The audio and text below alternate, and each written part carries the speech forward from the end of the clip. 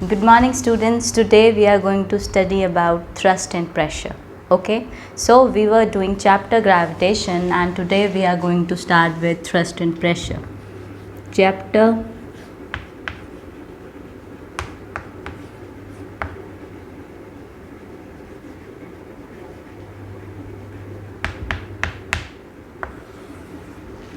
and topic is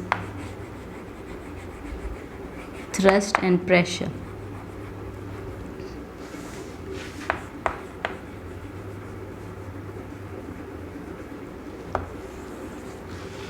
तो have you ever wandered कि जो कैमल्स हैं वो रन इजीली कैसे कर पाते हैं डेजर्ट पे? ठीक है, रन आराम से कैमल जो है वो डेजर्ट पे रन कर पाते हैं। वैसे ही सिमिलरली अगर हम बात करते हैं आर्मी टैंक्स की, they are having weighing huge tons, thousands of tons, but still they are able to rest on that wheels. ठीक है, जो उनके कंटिन्यूस व्हील्स होते हैं उनके ऊपर रेस्ट कर पाते हैं। सिमिलरली हैव यू वॉन्डर्ड कि why trucks and motor buses are having wider tyres, why tools are having sharp edges. So for answering all these questions, ठीक है, ये जितने भी क्वेश्चंस आए कि भाई कैमल आसानी से रन क्यों कर पाता है डेजर्ट में, हमारे जो ट्रक्स होते हैं, मोटर बस होती हैं, उनके वाइडर टायर्स क्यों होते हैं, तो ये सब जो है फिनोमिनास इनको हम एक्सप्लेन कर सकते हैं। ठीक है, तो इसके लिए हम बात करते हैं फोर्स की इन पर्टिकुलर डायरेक्शन, जिसे हम कहते हैं आपका थ्रस्ट। जब हम बात करते हैं फोर्स की किसी पर्टिकुलर डायरेक्शन में, ठीक है, तो यहाँ पर हम बात कर रहे थे आपकी फोर्स की, जो आपकी नेट फोर्स लगेगी किसी पर्टिकुलर डायरेक्शन में, उसे तो हम कहेंगे आपका thrust. Okay, the net force in a particular direction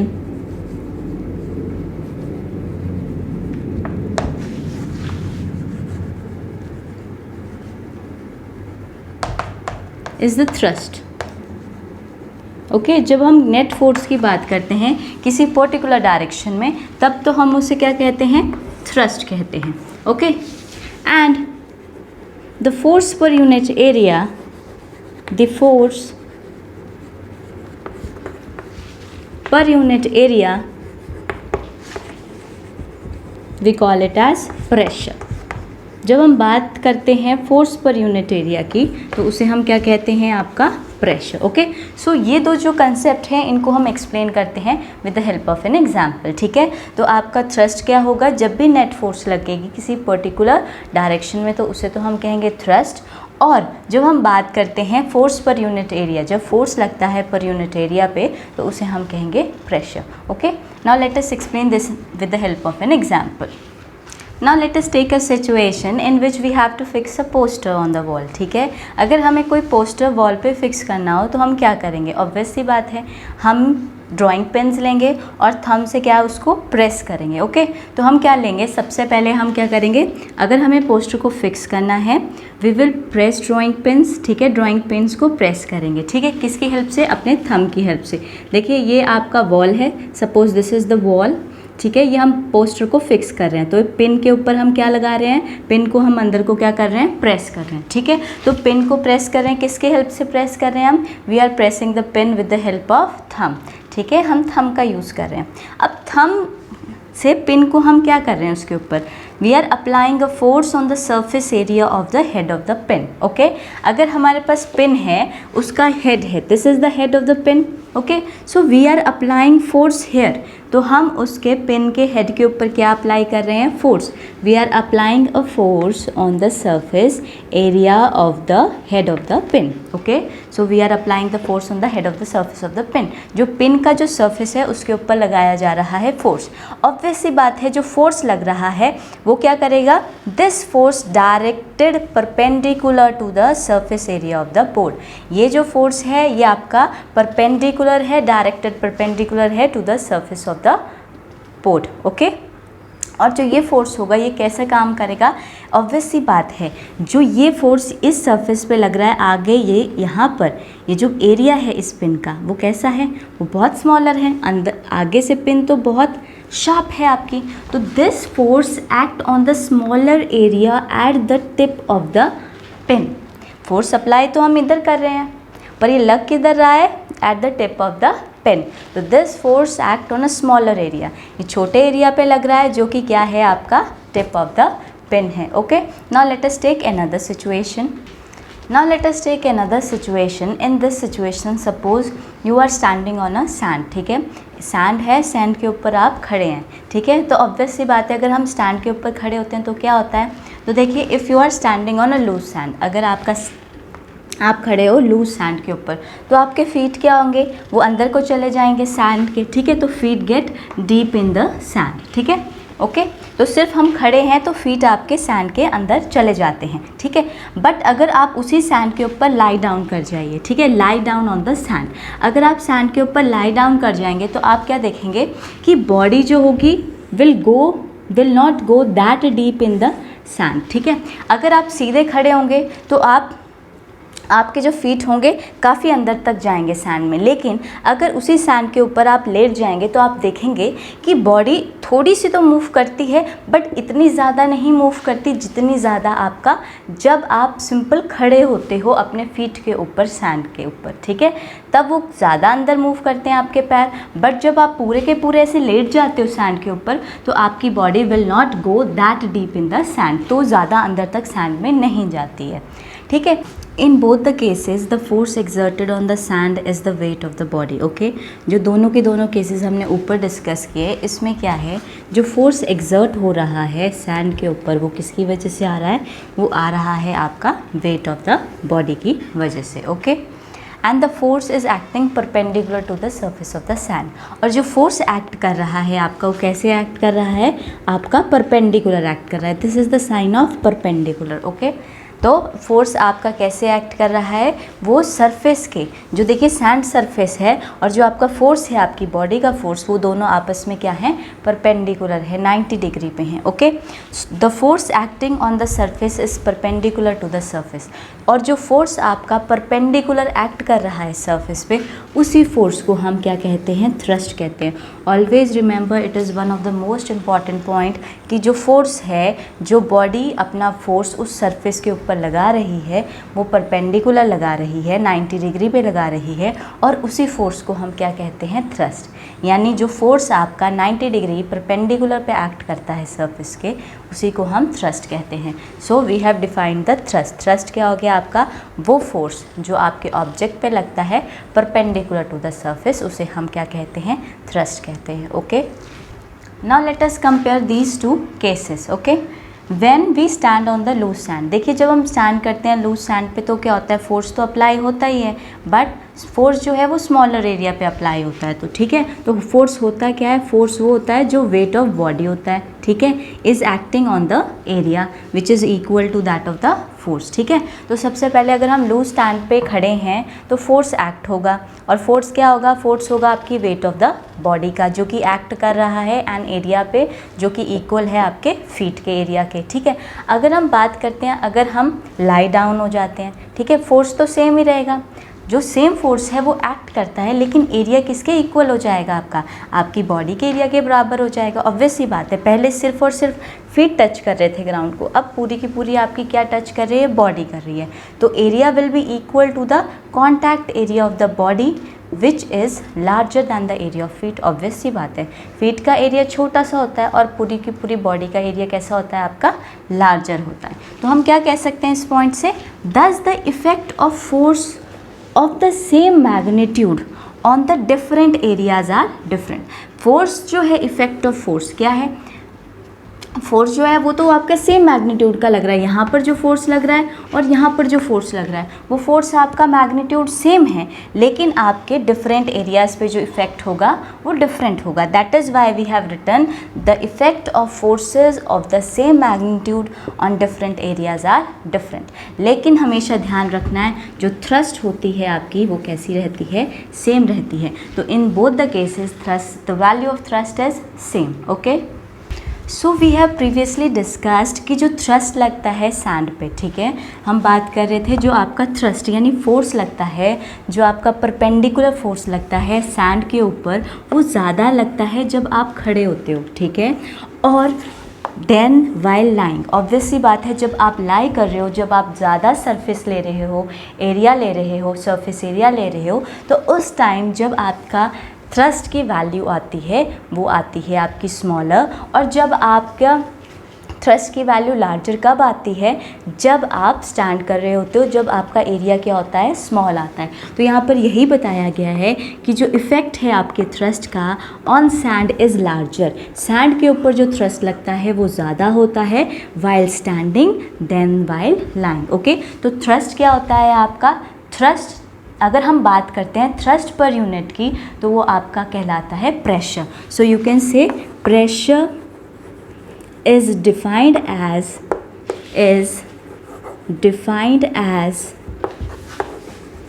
thrust per unit area,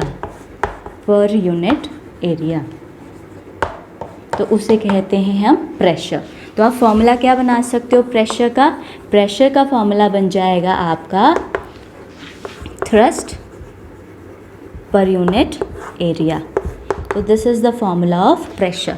तो ये आपका प्रेशर का फॉर्मूला हो जाएगा, ठीक है, कि प्रेशर क्या होगा, जितना भी थ्रस्ट लग रहा है, थ्रस्ट आपको पता है जो परपेंडिकुलर लगता है, आपका परपेंडिकुलर फोर्स होता है उसी को तो हम थ्रस्ट कहते हैं, ठीक है। जो हमारा कैसा फोर्स होता है, परपेंडिकुलर फोर्स होता है, उसी को कहा जाता है थ्रस्ट।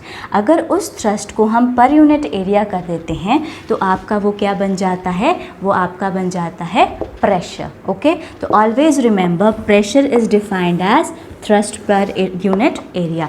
और इसकी एसआई यूनिट क्या आ जाएगी आपकी, एसआई यूनिट ऑफ प्रेशर।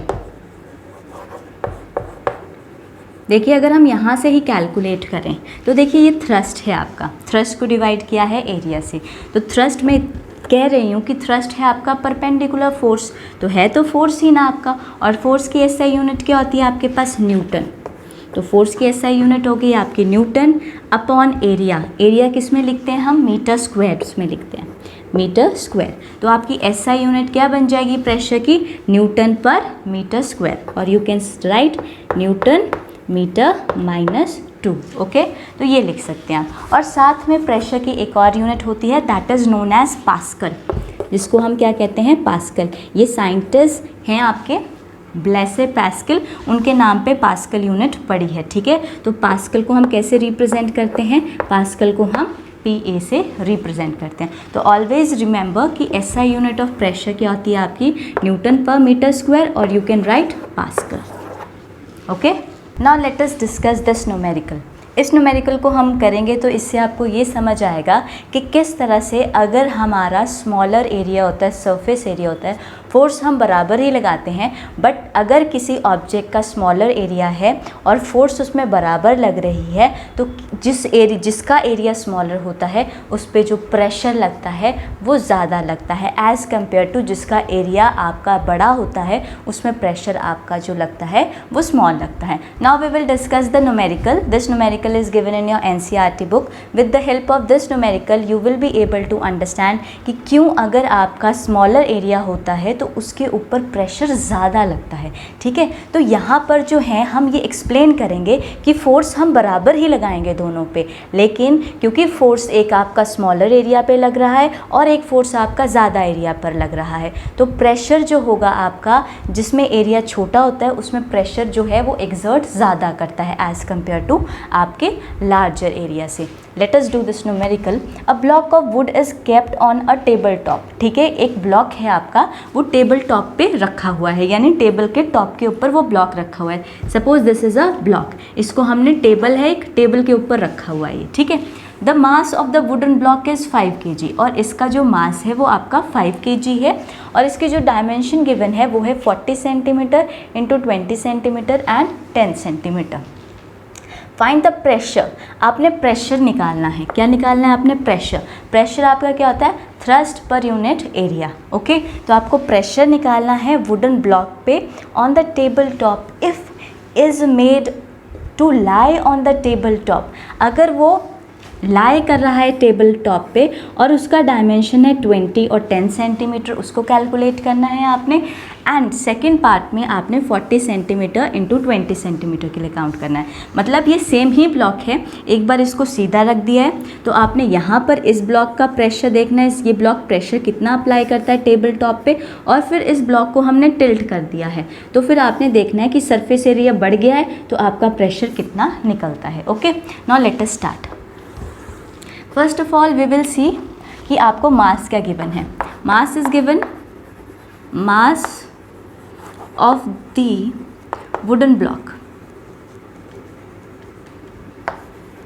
हमें मास गिवन है दैट इज 5 kg। ठीक है, तो सबसे पहले तो हमने वुडन ब्लॉक का लिख लिया मास। ओके, उसके बाद हमें डायमेंशन गिवन है, dimensions of wooden block, dimension is given 40 centimeter into 20 centimeter into 10 centimeter।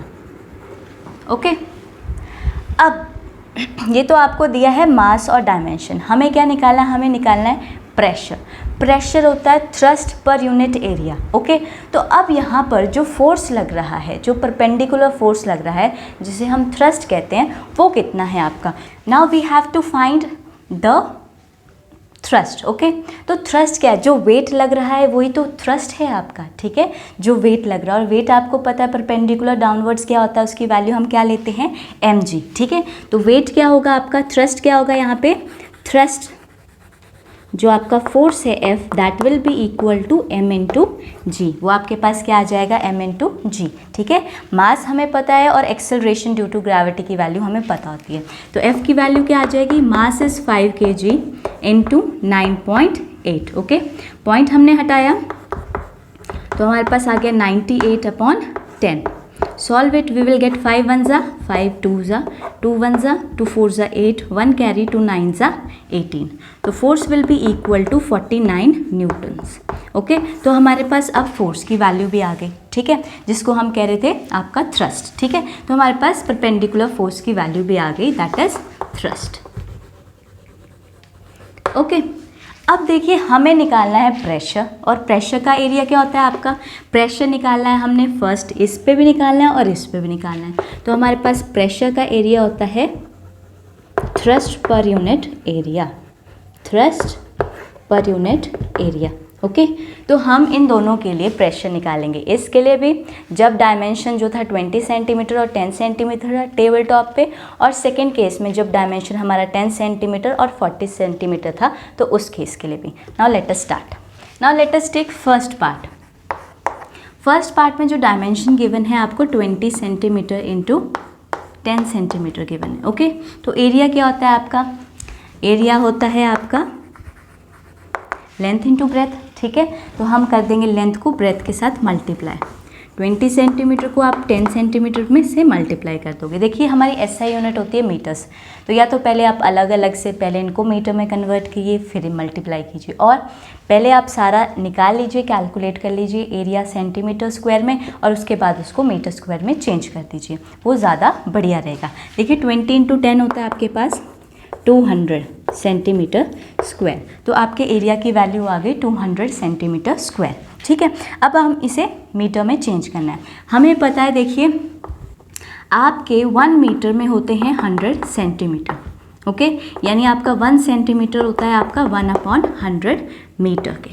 Okay, तो अब लुक ओवर हियर, यहाँ पर सिंपल 1 सेंटीमीटर नहीं है, यहाँ पर सेंटीमीटर का स्क्वायर है, यानी 2 सेंटीमीटर है। तो इसका मतलब इसको 200 को हमें किस किस से डिवाइड करना पड़ेगा, 100 से 2 बार, यानी 1/100 इंटू 1/100, तो ये आएगा हमारा मीटर का square.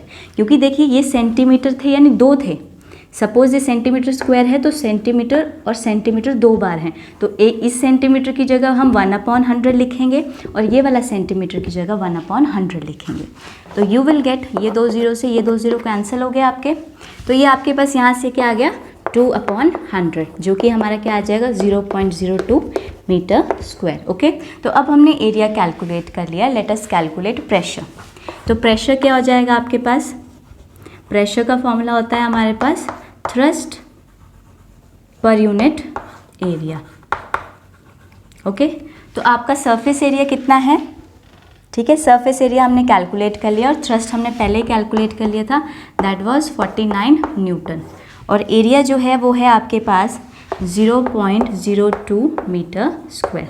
Okay, if we will solve this तो ये कितना हो जाएगा 49/2, यहाँ से पॉइंट हटाएंगे तो ऊपर आ जाएंगे आपके 102, ठीक है, और साथ में आ जाएगा न्यूटन पर मीटर स्क्वायर, ठीक है, 2 1 ज़ा 2 50 ज़ा। ओके, अगर आप 49 × 5 करेंगे तो आपके पास कितना आ जाएगा 2450 न्यूटन मीटर स्क्वायर, और you can say 2450 pascal. Okay, तो अब जो थी ये हमने बात की जब एरिया आपका 0.02 निकला था, यानी हमने उस क्यूबॉइड की बात की जिसका बेस था 20 सेंटीमीटर × 10 सेंटीमीटर, ठीक है। तो अब हम ये देखेंगे अगर आपका इस टाइम जो था आपका क्यूबॉइड कुछ इस पोजीशन पे था रखा हुआ, ठीक है, इस पोजीशन पे आपका क्यूबॉइड था प्लेस्ड। अब हम देखेंगे अगर क्यूबॉइड को हमने टिल्ट कर दिया था और उसकी डायमेंशन जो थी आपकी ये हो गई थी, तो क्या चेंजेस आते हैं कि सरफेस एरिया बढ़ने से और कम होने से प्रेशर पे क्या फ़र्क पड़ता है, ये प्रेशर की वैल्यू बढ़ती है या कम होती है, ठीक है। तो we will find this. Now let us solve for the second part. Second part is this part, we will solving for this. अब देखिए एरिया क्या हो जाएगा यहाँ से आपका, दैट इज़ 40 सेंटीमीटर × 20 सेंटीमीटर, यहाँ आ जाएगा आपका 4 2 ज़ा 8 00 centimetre square. Okay, we will convert into metre, तो किससे डिवाइड करेंगे हम 100 × 100। ओके, ये 2 0 से आपके ये 2 0 कैंसिल हो गए, ये आपके पास आ गया 0.08 मीटर स्क्वायर। तो आपका एरिया की वैल्यू तो आपको मिल गई, ठीक है। फॉर्मूला हमारे पास क्या होता है, फॉर्मूला होता है हमारे पास pressure is equal to thrust upon area. Okay, thrust हमने कैलकुलेट किया है, कितना कैलकुलेट किया था प्रीवियसली 49 न्यूटन, और हमारे पास एरिया की वैल्यू कितनी है 0.08 metre square. Okay, now let us solve this.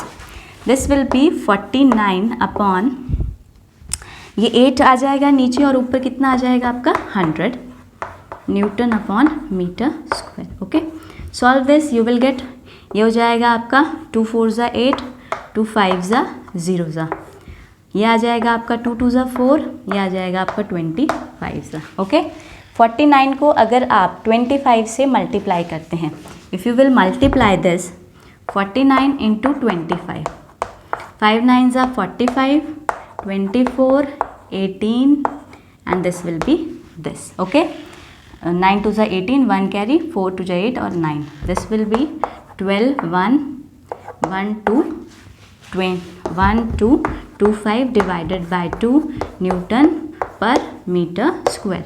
If you will divide this by this, you will get 612.5 newton metre square, ठीक है। तो आपकी प्रेशर की वैल्यू कब कितनी आई, आपके पास प्रेशर की वैल्यू आई 612.5 न्यूटन पर मीटर स्क्वायर। और जो प्रीवियसली हमने प्रेशर निकाला था जब आपका जो डायमेंशन था वो 20 सेंटीमीटर × 10 सेंटीमीटर था, उस केस में जो आपके प्रेशर की वैल्यू आ रही थी 2450 Newton per metre square. So here तो देख लीजिए आपका जहाँ प्रेशर ज़्यादा है, ठीक है, प्रेशर की वैल्यू, फोर्स हमने दोनों बराबर ही अप्लाई किए हैं। इस केस में भी फोर्स आपका 49 न्यूटन था, इस केस में भी फोर्स आपका 49 न्यूटन था, बट आपका इस केस में एरिया जो था वो कम था, तो यहाँ पर आपका प्रेशर की वैल्यू ज़्यादा आ रही है as compare to here your area was larger और आपका प्रेशर जो है वो कम लग रहा है। तो दैट इज़ वाई आपने देखा होगा कि जो आपके नेल्स होते हैं, ठीक है, वो जो आपकी ड्राइंग पेन थी जिसपे हम फोर्स लगा रहे थे, ठीक है, तो उसके एजेस, उसका जो टिप होता है वो इसीलिए शार्प होता है।